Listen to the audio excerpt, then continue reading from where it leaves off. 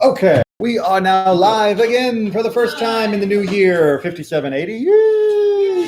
It's a brand new year. Now, technically, this week's parasha is not a parasha because this week's parasha for the Shabbat is a special reading for the holiday of Sukkot. However, I'm going to take this opportunity to do something about Bereishit, which is technically next week's parasha, but there's never enough time to do everything I want to do in Bereishit. So we're going to double up.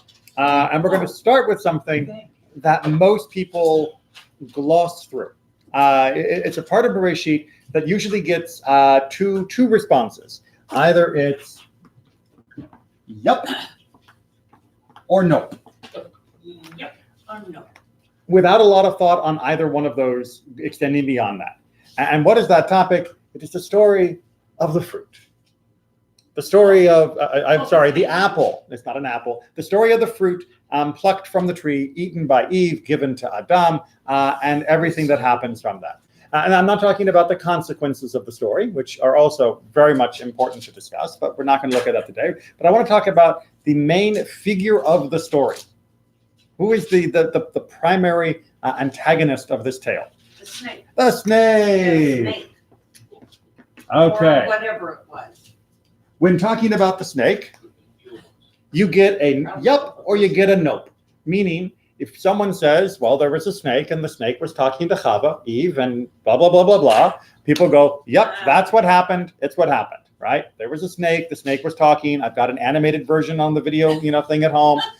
That's what happened. Or you get a lot of other people who say, nope, never happened. No talking snakes in my Bible. I'm just going to turn the page and all of a sudden they're out of the garden.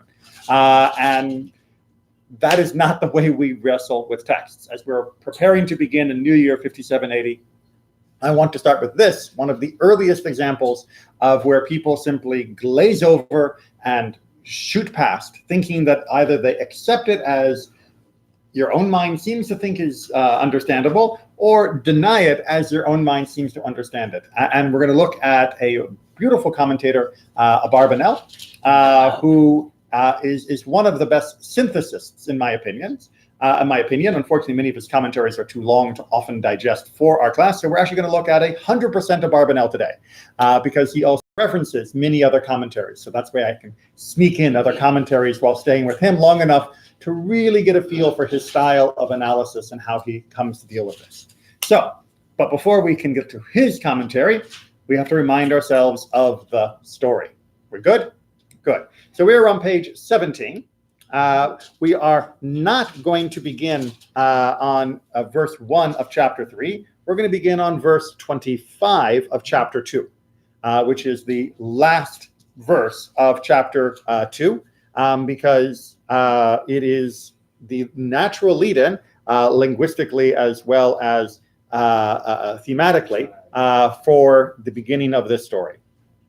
Okay, so do I have a volunteer? I think Harriet's still up in Boston celebrating the Chagim. The two of them were naked, the man and his wife, yet they felt no shame. I should point out, as hopefully you're getting aware of, the word yet does not appear in the text. The word in the text is and, right? And they were not embarrassed, right? They were not shamed. So exactly what to take of that, our translator has decided that the writer thought they should have felt shame and yet didn't because they were naked, whereas the text itself simply presents both facts and then forces you to wrestle with trying to understand them.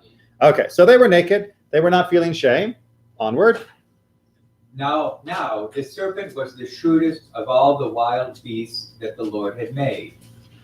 He said to the woman... Let me pause real quick. So why did I say we had to start with verse 25 rather than verse 1? It is because it sets the scene of the characters. We have the man and the woman who are naked and they're feeling innocent. Right. And what is the word for naked in Hebrew? Arumim. And what is the word for shrewd? Arum. Right. So this nakedness as naivete and this shrewdness and cleverness are actually being created by homonyms, by two words that sound identical.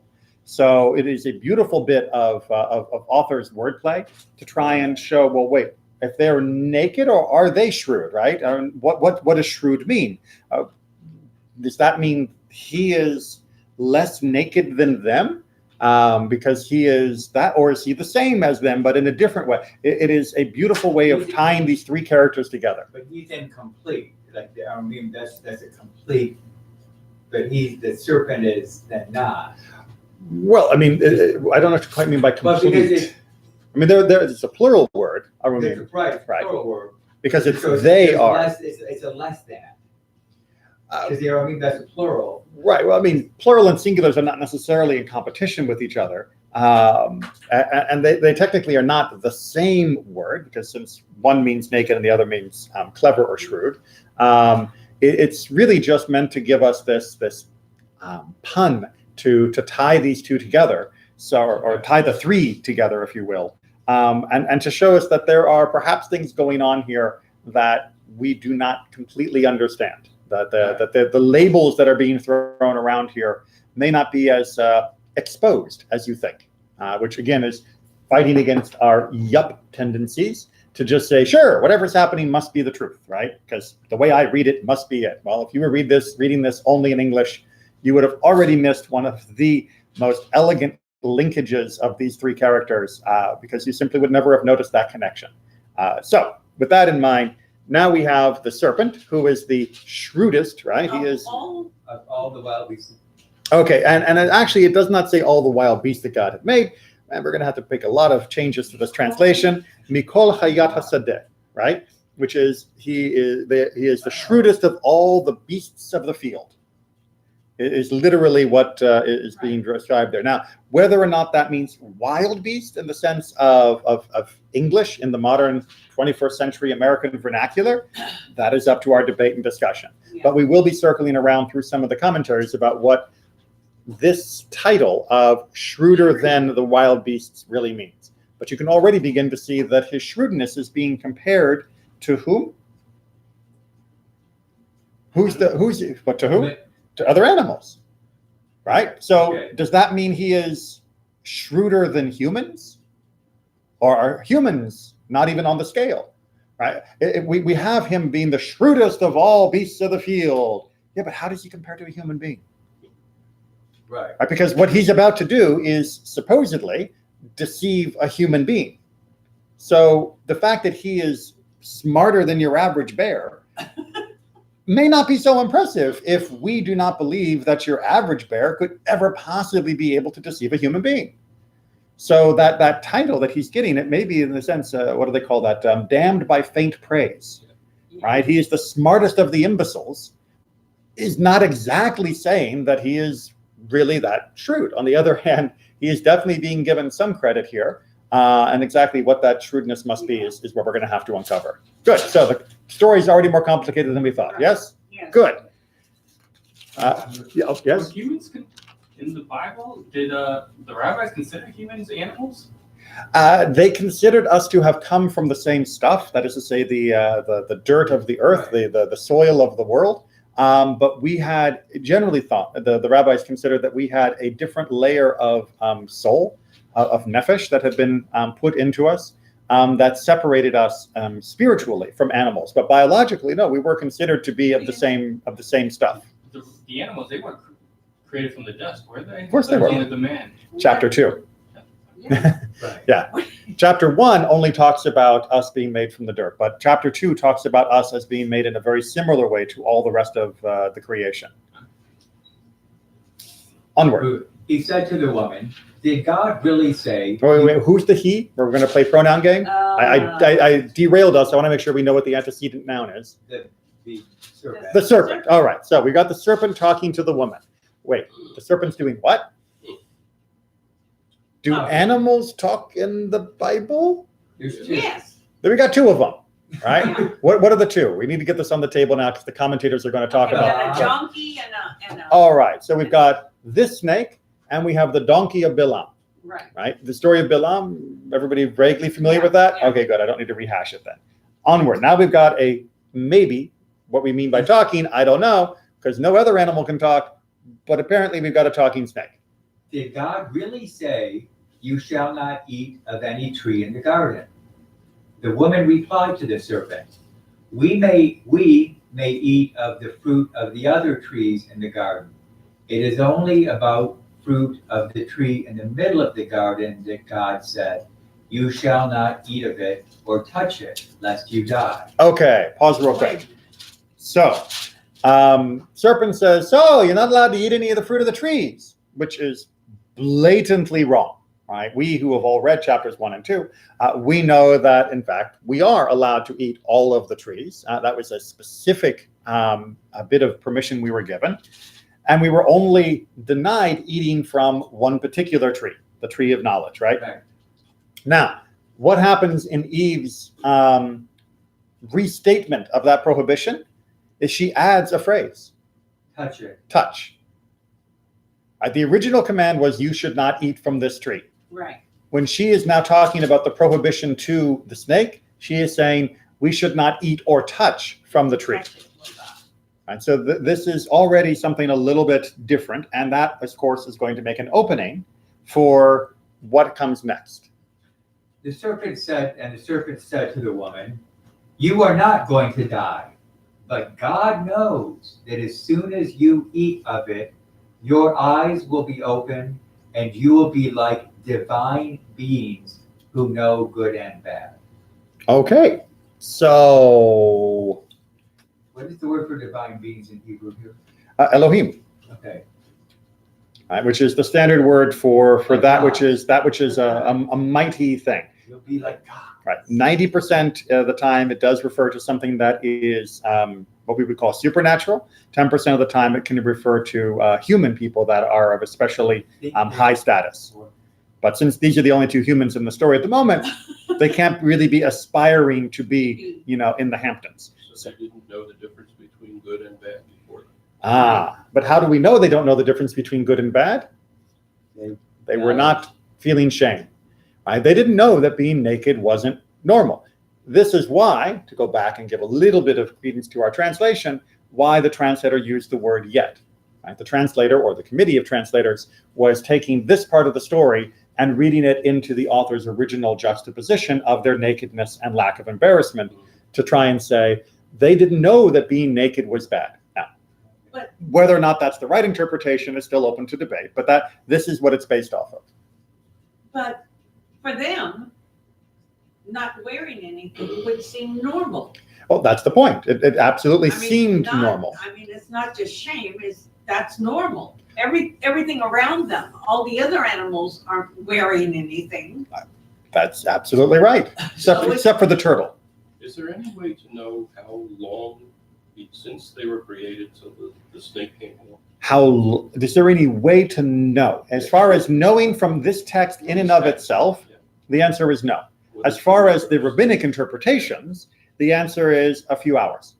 Oh. Yeah, that they, between the actual creation of humanity and their eating of the fruit, was a matter of a blink of an eye. Okay, so it was real quick. So they didn't have time to really think about. They didn't settle in. Or not naked. Exactly.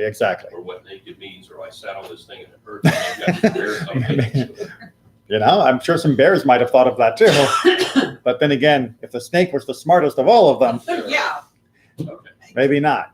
I never knew that it was only a couple. Again, in the rabbinic midrash, in the text itself, it doesn't tell us. Yeah. Now, if we want to interpret this more scientifically within a biological setting of evolution, which I do think lends itself quite well to this narrative in a metaphorical sense, then we can see this as being, the Australopithecus, Homo erectus, basic your Neanderthal-ish, actually they had clothes, but your proto-Neanderthal cavemen, they didn't really have clothes. And they walked around like a chimp or a gorilla would walk around. So if there was this feeling that eventually we suddenly thought, we should have clothes. And as we recognize other animals don't and we do, there must have been something that triggered that change. Clothing is one of the most distinctively unique human traits that sets us apart from other creatures. Other creatures may decorate themselves from time to time, but very few will actually wear constantly changing functional garments that allow them to exist in multiple different environments in alternating ways. Except for people who dress their dogs and cats now. But it's not the dog or cat that chose to dress No, that way. maybe. I don't know. As far as I have seen, it is not their choice. Okay, we didn't give them the credit card. All right, onward. When the woman saw that the tree was good for eating and a delight to the eyes, and that the tree was desirable as a source of wisdom, she took of its fruit and ate. She also gave some to her husband, and he ate. Then the eyes of both of them were opened, and they perceived that they were naked, and they sewed together fig leaves and made themselves loincloths. Okay, all very clear, right? No. Good. So we're out of the yup. We're out of the yup row. The yup category. Now, are we in the nope category? Is this story just sound ridiculous and stupid and childish? Well, to some people who are not bothering to read this with careful attention to detail, they're absolutely in the nope category of we got a talking snake, we got magic fruit, and we got a bunch of naked people running around who suddenly want to wear fig leaves. Please. And they sew fig leaves together. Well, they apparently get all sorts of information from eating this fruit. Like I said, it's magic. But it's a source of wisdom. Kind of with Sukkot, like Solomon writes about wisdom. Mhm. Well, are you sure you want it?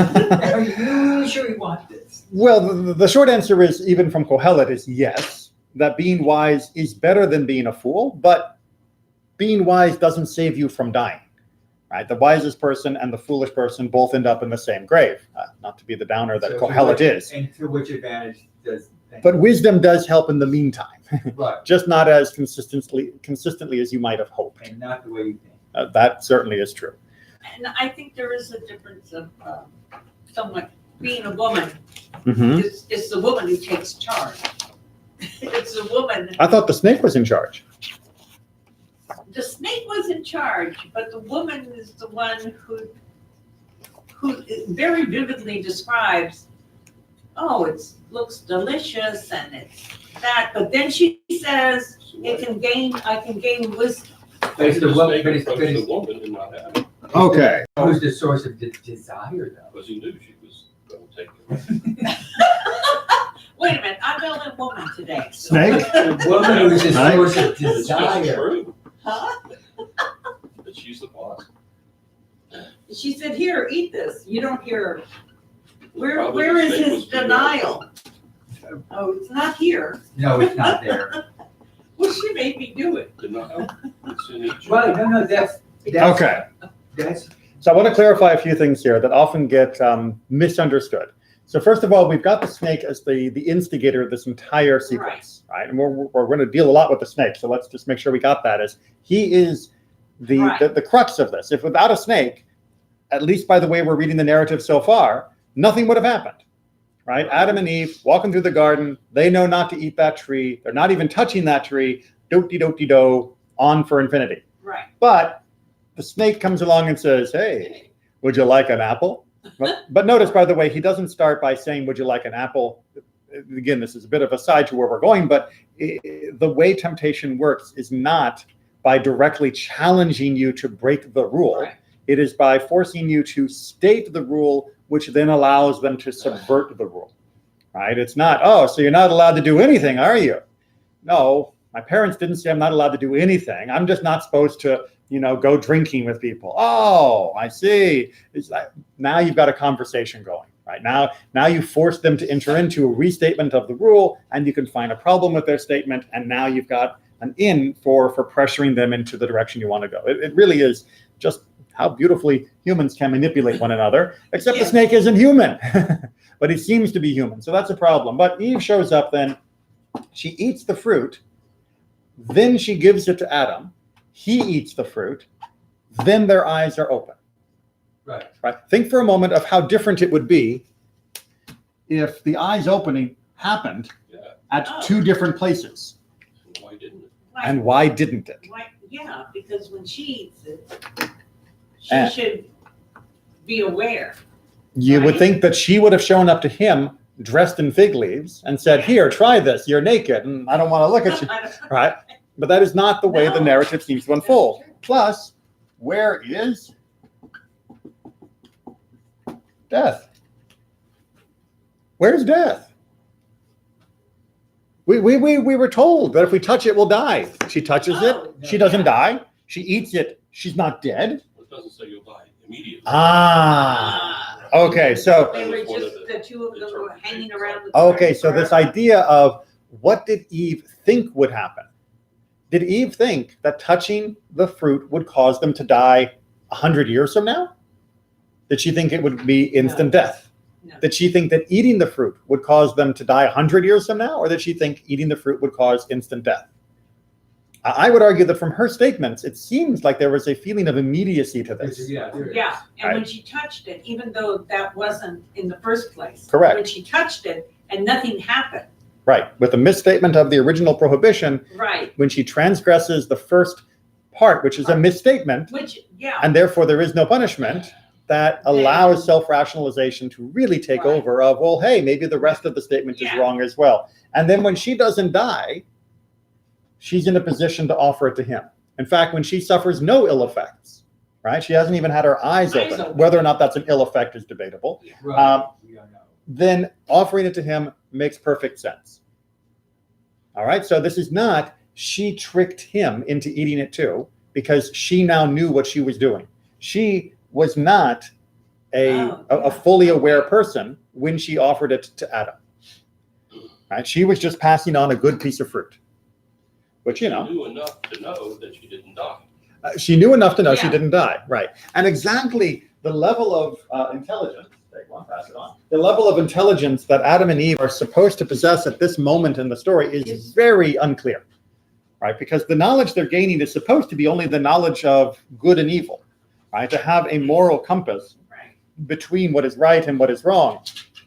And not coincidentally, to think you can make decisions for yourself about what is right and wrong, as opposed to following God's yardstick. But that is a secondary topic for today. What we want to focus on instead is this snake, because he is the star of the story. Right? He is the one that started it, and he is, in many ways, the symbol that allows people to either obliviously walk through this as though it was a children's show, or throw it into the dustbin of mythology rather than grappling with the reality of what's going on. Just for yourself, try and imagine the whole story without a snake. Right? God says, don't eat that tree. And Eve decides to eat from the tree, and then she decides to give it to Adam. Story takes on a whole different tone, doesn't it? Right? Without a seducer, without a tempter, without somebody deliberately engaging and pulling and trying to bring humanity into it, it really has a very different flavor. And certainly within other religious traditions, it would be Yes. absolutely devil. overturned. So the snake is central to the story as we have it. And exactly who the snake is, how he's talking, and what that means for our understanding of the story is what Abarbanel is going to walk us through. All right, so John, you ready for I'm ready. some reading?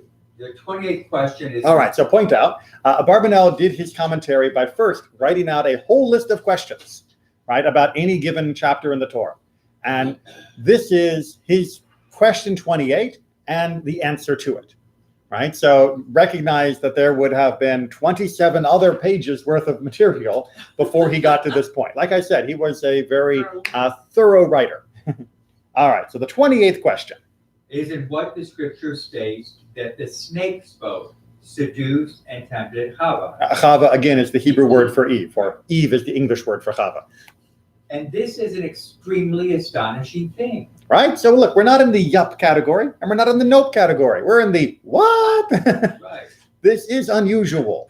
One of the benefits, by the way, of having Simchat Torah and reminding us that we read the Torah every year is that when we reread it, we read it now with the context of all the previous readings, and we can notice what is unusual and what is not. If you were reading a book about Greek mythology and you came across a talking snake, totally blasé. Absolutely, why not? You know, gods are turning themselves into things. Why can't there be a talking snake? But when you read the Bible and you see no other talking animals except for one donkey, which may or may not be in a dream sequence, when you see a talking snake the next time you start up again, it really stands out. Onward. Okay. For the snake was not one possessing a nefesh, A nefesh, right? The nefesh is like it's the higher level of soul. nor did it speak. Right? Snakes don't talk. Right? He says it plain. Right? That whole yup category of sure talking snake, he just went, no, snakes don't talk. Onward. If so, how did it seduce and tempt? Right? How do you engage in this temptation without being able to speak? Notice what he's already said here, which is quite radical to many who have fallen into the trap of hyperliteralism and fundamentalism in the 18th, 19th, and 20th centuries, which is, even though it said the snake spoke, it didn't speak the way you think speaking happens. Because if he was going to say the snake spoke the way speaking happens, then we wouldn't have the rest of this page. Now, don't worry, he's going to circle back and try and explain why it uses the verb speak, but he's already basically said, it didn't talk the way you think talking happens. Keep going. For seducing and tempting is only the giving of advice and suggestion in the tempting matter, with theories and proofs giving seduction to the tempted. Right? That's why it's called temptation and seduction, as opposed to forcing someone to do something. Right? If the snake had held down Chava and jabbed an apple in her mouth or grabbed a fruit in her mouth, then yes, okay, that would be something we could easily see happening, kind of, big snake. But seduction and temptation, doing it only with words, that does not seem like a snake-like behavior, and not nor of an animal that lacks a full soul, full human level of soul, I should say. Onward. And behold, advice and suggestion are drawn from the intellectual power, as the philosopher in Sefer Hamidot explains. Right? You need to have a consciousness to be able to, extrapolate yourself into the other person's position, to be able to then empathize, sympathize, and manipulate this projection of self and seeing of self in another, and being able to. It's an incredibly complicated cognitive feat that other animals simply do not seem to have, which is why people do not go to their cats for therapy. Right? They may use their cats as therapy, but that's different. Right? When the cat goes, meow, the cat is not giving you advice. I mean, the cat goes, meow, it's not trying to tempt you. Whatever you may read into what the cat is doing, the cat is basically saying, feed me or I'll feed off your corpse. But well, yeah, Yes. so do humans under certain circumstances. Oh. But the idea is that there does not seem to be the capacity for the animal to think that what it is doing is giving you advice, is tempting you or seducing towards some course of action. So what happens? How do we explain this then? And one cannot answer that the snake in the beginning of its creation possessed intellect, and that the one who placed it in Adam placed it in him, as Ibn Ezra writes. All right, so Ibn Ezra said, this snake was different. This snake had intellect. This snake was a conscious, sentient being, and that's why it's able to engage in the tit-for-tat kind of thing that's going on here. And it was there at the beginning of creation. Exactly. This is the donkey was created. Exactly. This is Abraham or Moses? What? Ibn Ezra. Is this Abraham Ibn Ezra or Moses Ibn Ezra? Abraham, I believe. Abraham. Okay. All right, so that was his idea. For behold, Scripture encompassed it under the category of that which did not speak when it said, and the snake was more clever than all the animals of the field, thereby grouping them all in one category. Told you that was going to be important, right? It was an animal. So therefore, you shouldn't expect it to be sentient like a non-animal human. So yeah, sorry, Ibn Ezra, we can't go down that road, says Abarbanel. Onwards. And furthermore, if the snake possessed intellect and spoke, and with its sin, its intelligence and speech were taken away from it, and it became mute, the scripture should have mentioned this within its curses. For this, in truth, would be the greatest of them. Right? Once God gets to the bottom of this whole problem with the snake gets punished, and actually gets what is probably the worst punishment of any of the characters in the entire story, which is the snake is going to crawl on its belly, implying it did not used to. It's going to be eating dirt, implying it did not used to. And it's going to have enmity between it and humanity, and especially with the woman. implying again that there wasn't this sense of antagonism before them. But if it lost its sentience and ability to talk, that would have been at the top of the list of the punishments. Right. Right? So therefore, since it's not mentioned as something it lost, and since snakes don't talk now, we have to assume that the snake that was with Chava didn't either. Yeah, but we have to assume that the snake that was with Chava walked around on 2 legs or 4 legs. or Had some other form of, Had some of, other- of locomotion. It Yes. was a lizard. They had- There's an alligator in the tree. The lizard people. Okay. It's a great movie. The lizard people. Dear. Okay. 1950s. I Right. know. Oh, by the way, I just also want to point out, not because, but it starts ruining all the wonderful art, is there's no actual mention of the snake in the tree in the text itself. And I know we Yeah. always see the depiction of the snake in the and tree. hanging from Right, the Right, branch. exactly, Pretty exactly. over. This doesn't actually say the snake was in the tree, nor how big the snake was. We are going to put the snake back in the tree, however, because that's going to be an important part of how Barbanel interprets this. But keep going. One should also not maintain like that which to go on Rabbeinu Saadia Right, wrote. so Saadia Gaon, he's about to argue with Saadia Gaon, who was like Who was considered one of the genius. greatest philosophers of all time, one of the greatest Gaonim of all time.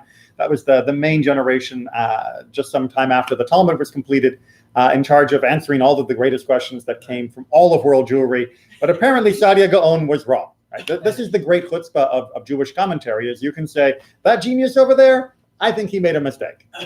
And they were drawn after him, the scholars of the nations, that the Satan spoke and not the snake.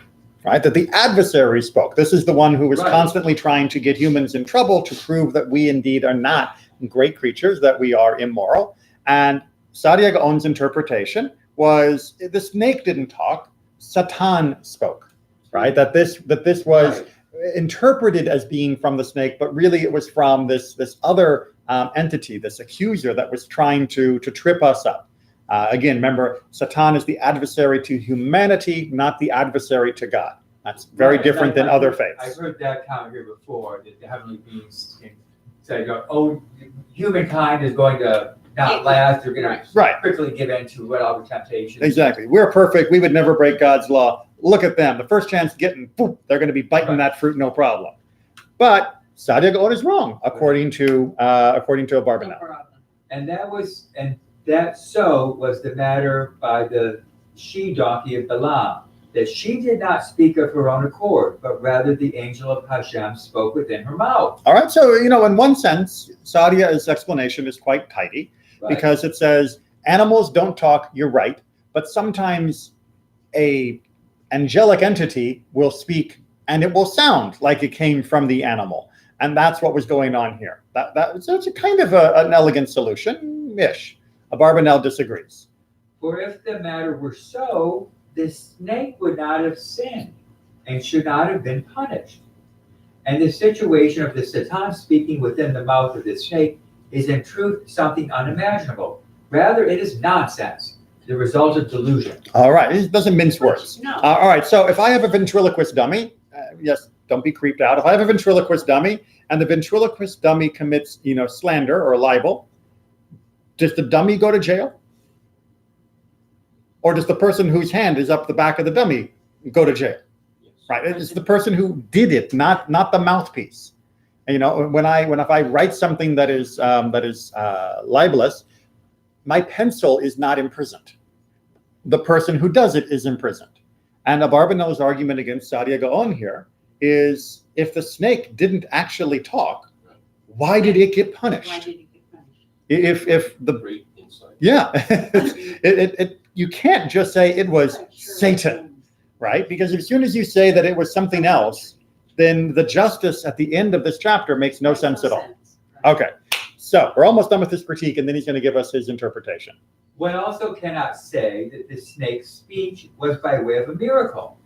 For Hashem would not make miracles in a wondrous way for an evil purpose. Right? It's like, okay, people say, oh, well, this is God just doing a miracle to let that snake speak for that one moment. And then, of course, it couldn't speak afterwards, but it was still the snake actually talking. But you think God makes miracles for bad stuff? I mean, like evil stuff. I'm not talking about like a miracle to help this army defeat that army. That we can talk about in other contexts. But literally to do something that is only negative to all of humanity at this point.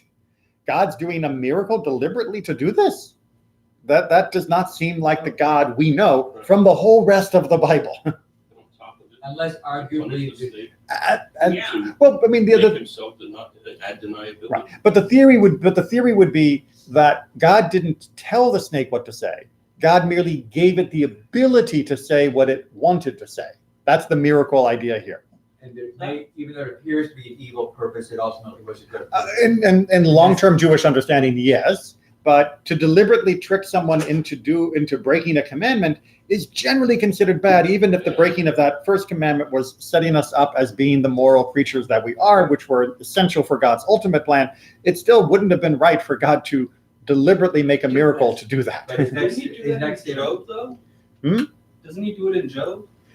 Doesn't God allow things to happen in Job? Yes. God himself does not create a miracle to. I'm trying to think, it's been a while, but does he say at the beginning, he says, do not touch, harm the body? Uh-huh. I thought in the second half, He does allow it. yeah. Yes.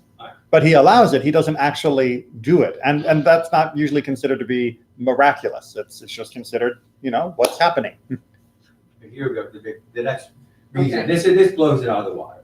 Yeah. And also because the scriptures do not say in the matter of the snake, quote, and God opened the mouth of the snake, as it states by the Shias of Balaam, because it was a wondrous occurrence. Okay. So when God wants to open an animal's mouth and make it speak, you'll know it because it says, and God opens its mouth. Right. If you want to talk about a miracle there, fine. We can talk about that being a miracle, although I still personally think Rambam's assessment that was a dream sequence is a tighter read. But if you want to talk about it really talking, at least there it says God opens its mouth. Right. Here, we don't see any God opening a snake's mouth. Okay. There's also the matter of the Rav Rambam of the Moreh Nevushim, Right. So this is the guide for the perplexed. and those who hold of his covenant that the plain shot meaning of this biblical text is nothing at all, but it is only hint, remez, of the natural and spiritual sciences. For I have already informed you that it is not fitting to deny one narrative entirely, which the simple, straightforward meaning of the verses of the Torah testify to. All right, so this last paragraph is perhaps the most controversial because what he is saying is, look, Rambam says there was no incident with a snake. None at all. It's not that it was some other version and this is now the metaphor for it. This is a metaphor for no event. It is a metaphor for spiritual and Right. natural truths, but it is not a metaphor for a historical event. If you had a video camera running from the beginning of creation till now, you never would have seen Chava, Adam, and a snake sitting around doing the fruit swap. Right? It just, that never happened, but was only told in order to teach an additional lesson, a remez, not itself. And Abarbanel says, I'm with you, Rambam, on so much else, because Abarbanel does support Rambam in many places, but that I can't get behind. Abarbanel is not willing to walk that one additional step and say that there is nothing behind the metaphor. For Abarbanel, even though he's going to deny what most people would consider the literal version of the story, he is not going to deny that something happened, that there had to be an event because the Torah describes it like an event. Now, that's controversial, like I said, because if you do that, then you also begin to paint yourself in the corner of some other events. Right. And there is always going to be certain events which will be rendered into metaphor as part of a vision, part of a dream, part of another understanding. And why this couldn't have been, it's not entirely sure to me why Abarbanel doesn't want to go down that route. However, for those who find it uncomfortable to put this into pure metaphorical context, his analysis I do find very helpful because it shows that there is still a gray area behind pure metaphor and pure literalism, that there are ways to interpret this that allow there to still have been a narrative, something that actually happened and could have been captured by film without ending up in the child's animated version of a Bible story. And that's what he's going to present for us for the second half here. Good? Good. Onward. The snake did not speak at all to the woman, nor the woman to it. All right. All that conversation stuff happening? No conversation happened. For it is not a man of words, and therefore the biblical text does not say in its matter, and Hashem opened the mouth of the snake, as it says by the Shias of Balaam. For there, because the Shias spoke in the plain sense, and it was a wondrous thing. But by the snake, it does not say that he opened its mouth, because it did not speak at all, not in a natural way, nor via a miracle. All right, you're just making sure you got that. No miracle happened here. Right? No natural snake talk. This is not, what do they call it, puzzle tongue or puzzle mouth, whatever, from Harry Potter when they can talk with snakes, right? None of that. Right? So what actually happened? Well, that's the next paragraph for him. Rather, the matter was that she saw the snake climb the Etz Hadat and eat of its fruits time after time, and did not die nor suffer harm in any fashion. And the woman thought regarding this and considered within herself, as if she were speaking with the snake. All right. So Okay. what do we have? We have Eve as the first scientist. Right, she contemplated. Right? She is watching natural phenomenon around her. She is observing the repeated interaction between this animal and its environment.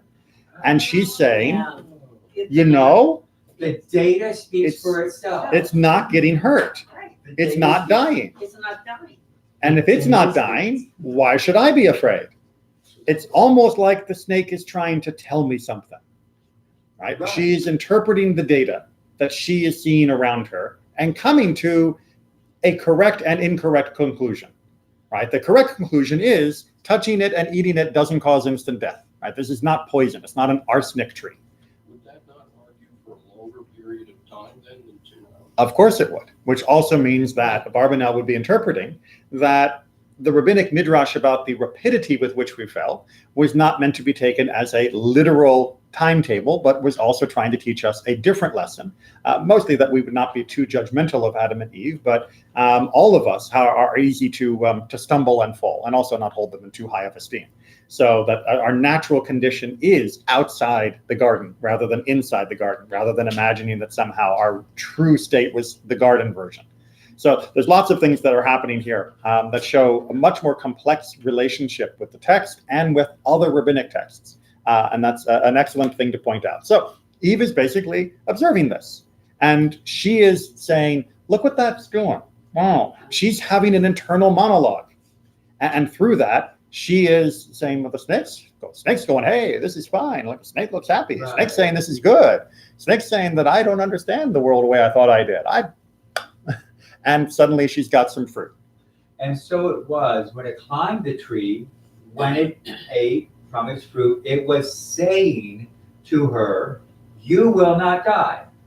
As it was also in her thought process, it refers to her speech about this. And this is along the lines from the book of Job, chapter 35, who teaches us more than the beasts of the earth and makes us wiser than the fowls of heaven. For she made her thought process and inquiries from the actions of the snake, and these are the very things that the biblical text attributes to him. And he also says in Job 5, look to the birds of the air, look to the... We're going to get to more of Job in just a second for this interpretation, but yes, basically we're told to learn from the animals around us. Right. in creation. From creation in general, but animals even in specific. And if the snake was a pretty clever animal and knew how to live really well, and perhaps even better than the other animals, then learning from it makes perfect sense, right? And we still keep it as an animal, but we're still stuck. Just cognizant of the time, we're still stuck with the idea that the Torah still talks like they were talking, like they had a little conversation, right? Is this really just Calvin and Hobbes, where the stuffed tiger is not ever speaking, or is it alive? Why does it make it look like it's a conversation? So that's where he's going to try and justify his position for the remainder. Right. And do not ask me from what the biblical text states, and he said to the woman, for behold, this matter of this speech is what it informed via its actions, and what she thought as a result of it.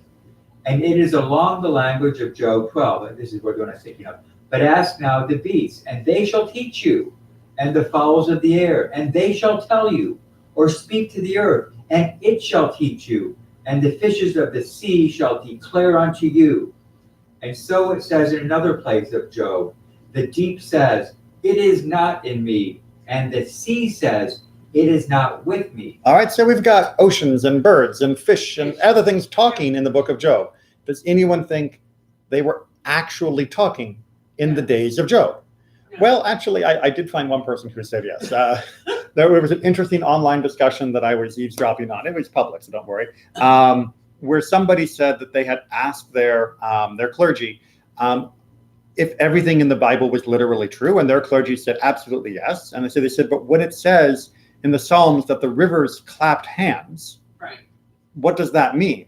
To which the clergy responded, well, the rivers must have had hands back then. So there are some people in that yup category that will go to great lengths to preserve what they think is a literal reading of the text and then miss the point completely. And Abarbanel, 500 years ago, was already clearly channeling what has been, even prior to him, the normal Jewish practice, which is, no, we don't just say, hey, it said talking, it must be what I mean when I say talking, that there is more nuance to what's happening here, and that you have to trace that nuance to find the actual meaning. Okay, onward.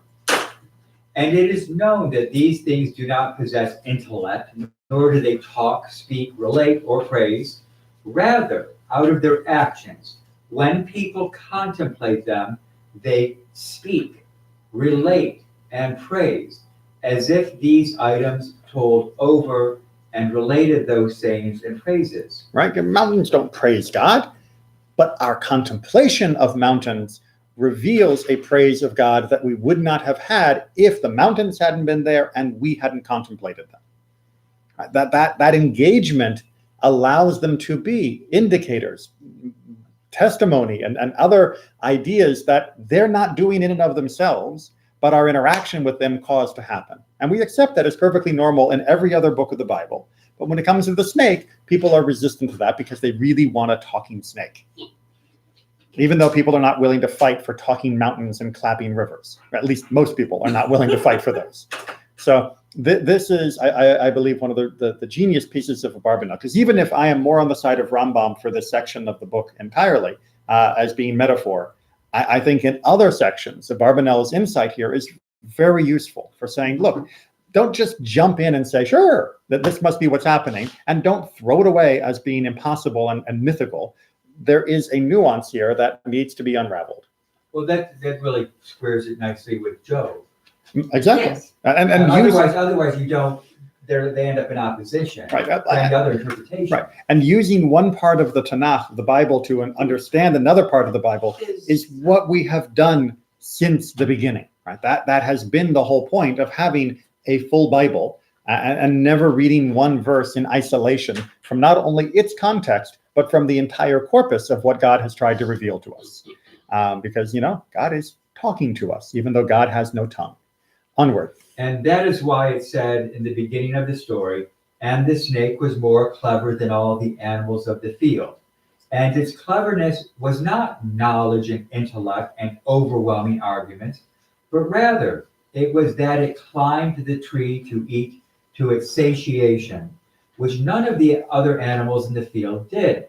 And therefore it did not mention the fowl, but only the animals of the field. And because of this, it is not stated as well than man.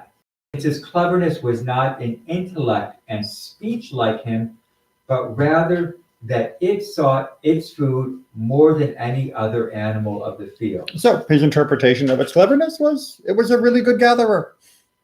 And Right. By gathering in ways that other animals didn't, it revealed an insight to Chava, who was watching its behavior, that she wouldn't have gotten if this snake had not done what it had done. And that was enough to then trigger her action and the rest of the story unfolding. And it's cleverer than any beast of the field which Hashem Elohim made, to inform us that God made the snake in this extremely clever, via directed individual divine providence, in order to test thereby the woman and the man. For when it climbed up there and ate from the fruit of the tree, the woman contemplated it, and it tempted her, and placed within her as if the snake had said to her all that was mentioned. Behold, if this is so, and it is true that the snake caused all this evil, and that the mishap came via it, but not that it actively spoke at all. Okay, so the snake is still the trigger, right? He is still the trigger for all of this happening. But he was made to be that trigger, which, like I said, leaves open the much longer discussion of exactly what was God hoping to achieve through this episode. Was God really hoping we would pass the test, that Chava and Adam would not touch the fruit? Or was God prepared for us to touch it? Because after all, God knew what would happen. And why was the snake punished if it was only acting in its own natural way? It sort of like goes to hardening Pharaoh's heart. It's like God made the snake do this and then punished him for it. If a wolf attacks your flock, do you not kill it, or do you say, well, wolf is just being what a wolf is? Question. Trust me, if you're not a Do you shepherd, live you're in not a shepherd. Montana? Right? If you're a shepherd and you see a wolf attacking your sheep, you don't just say, well, the wolf got a wolf. Right? You try to stop the wolf. And so too, I think Abarbanel would say that, yes, the snake was designed so that it could do this. But when it did this, it set in motion a series of events which may have been inevitable, but did not need to be by its consequence. Comparable, as you mentioned, Pharaoh, often the commentators will point out that, yes, our exile and imprisonment was ordained when talking with Abraham, but Pharaoh and Egypt chose to be the instrument by which that would happen. And by choosing to be the instrument, you have now made a moral decision that could have been avoided. You could have said, look, I know someone has to take this on because God has said this is what's going to happen, but I don't want to do it myself. I do not want to be, run this slavery empire and do all the horrible things, or go above and beyond even what maybe had been predicted with the killing of the babies. This also gives a nice ties together. Are you going to believe your lying eyes or what God tells you? Yes. Unfortunately, that is too often an opinion. But then that goes into something we've talked about before, that modern fundamentalism and hyperliteralism in any faith is not a religious impulse. It is a political impulse to defend the rights of authoritarian groups to override your own ability to understand what is going on. Right. And given that this whole story is about eating the fruit of knowledge of good and evil, and then having to make those hard choices rather than offloading them to some authoritarian that will tell you what is right, regardless of what you know is right, it's kind of ironic that they are the defenders of the truth of the text when they are, in fact, subverting its entire intention. So, the fact that when Adam takes the fruit, Mm-hmm. he gets it from Eve. Is it the same effect that Adam had with Eve as he saw that Eve ate it and nothing happened, so he ate it? Exactly. Yeah. I mean, and in fact, that's kind of what he says. Hey, she gave it to me. Right? But just like nothing happened to the snake, according to Abarbanel, and that's what inspired Eve, nothing happened to Eve. So Adam also thought, hey, there must not be a problem here. It doesn't take much to push us in the wrong direction. No, wait. There's another tree in the garden, right? Yes, Tree there of is. life, Like that you're supposed to but eat they're not. from. But they're